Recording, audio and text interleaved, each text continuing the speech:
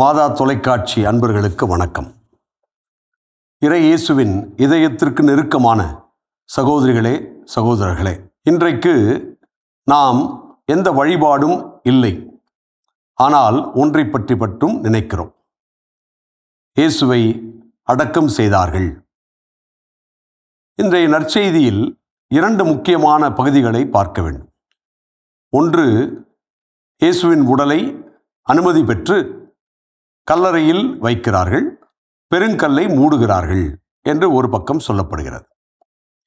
இன்னொரு பக்கத்திலே இயேசுவுக்கு எதிரானவர்கள், அவரை எப்படியும் முடித்து விட வேண்டும் என்று நினைக்கின்றவர்கள், அவர் இனிமேல் எந்த விதத்திலும் பேசப்படக்கூடாது என்று யோசிக்கின்றவர்கள் பிலாத்திடம் போய் அவரை யாரும் எடுத்து விடாமல் அல்லது வேறு ஏதாவது கட்டுக்கதைகளை புனையாமல் இருப்பதற்கு காவலர்களை போடச் சொல்கிறார்.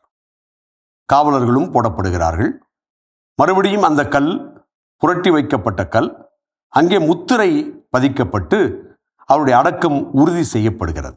என்ன புரிகிறது இந்த இரண்டிலும் இருந்தால், இயேசு என்கின்ற ஒரு மாபெரும் சிந்தனையாளர், நல்லது செய்தவர், வாழ்க்கையை எல்லாருக்கும் வழங்க வேண்டும் என்று நினைத்தவர், கேள்வி கேட்டவர், யாரெல்லாம் மக்களை தவறாக பயன்படுத்தினார்களோ அவருக்கு எதிராக இருந்தவர், மக்களின் மாண்பு, மனித மாண்பை உயர்த்தி பேசியவர், இதோடு புதைக்கப்பட்டு விட்டார், அடக்கப்பட்டு விட்டார். அவர் எழுந்திருக்கவே முடியாமல் செய்து விட்டோம். இனிமேல் அவரை பற்றி யாரும் பேச மாட்டார்கள். அவருக்கு கொடுக்கப்பட்ட தண்டனை இவ்வளவு கொடூரமானதாக இருந்தால் யாரும் இதை பற்றி இனிமேல் யோசிக்க கூட மாட்டார்கள் என்பதை நிச்சயம் செய்தார்கள். அடக்கம் என்பது முடிந்து போனது என்கின்ற ஒரு செய்தியாக இருக்க வேண்டும் என்று அவர்கள் உறுதி செய்தார்கள். இந்த ஒரு சூழல் என்பது நம் அனைவருக்கும் கூட வரலாம்.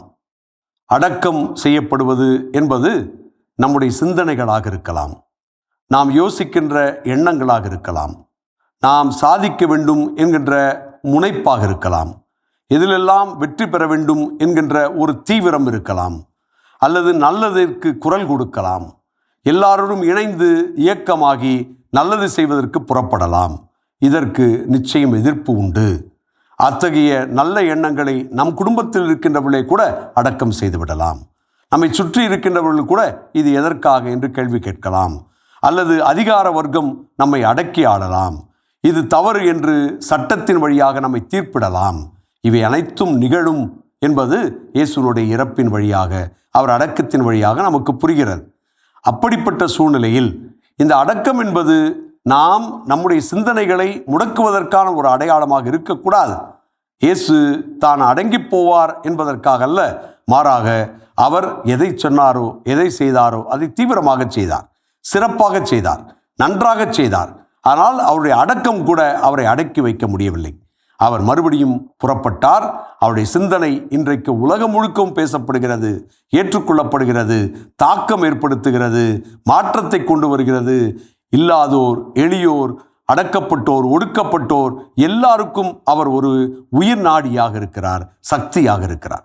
அதுபோலத்தான் நாமும் நம்முடைய நல்ல சிந்தனைகளை அடக்கி வைக்காமல், நல்ல எண்ணங்களை அப்படியே நீர்மூழ்கி போகச் செய்யாமல், என்னுடைய சாதிக்கின்ற எண்ணத்தை கட்டுப்படுத்தாமல், எல்லாருக்கும் நல்லது நடக்க வேண்டும் என்கின்ற சீரிய சிந்தனையை முடித்து விடாமல், தொடர்ந்து அது முடக்கப்பட்டாலும் அடக்கப்பட்டாலும் அதை சொல்லிக்கொண்டே இருக்க வேண்டும், செய்து கொண்டே இருக்க வேண்டும், அடுத்தவளுக்கு வழங்கி கொண்டே இருக்க வேண்டும். அதுதான் உண்மையிலேயே இறைவன் இயேசு நமக்கு கொடுக்கின்ற மிக பெரும் சக்தி, ஆளுமை, உண்மையான உந்துதல் என்பதை புரிந்து கொண்டால் நம் எப்பொழுதும் எதற்கும் அதிகாரத்திற்காகவோ அடக்குமுறைக்காகவோ நம்முடைய நல்ல எண்ணங்களை புதைத்து விட மாட்டோம், அழித்து விட மாட்டோம், அடங்கி இருக்க மாட்டோம். மாறாக வீரியமாக ஒரு நாள் எழுந்து நிற்போம். அதுவே மாற்றத்திற்கான வழியாக இருக்கும். ஆமென். இயேசுவுக்கே புகழ், இயேசுவுக்கே நன்றி. மரியே வாழ்க.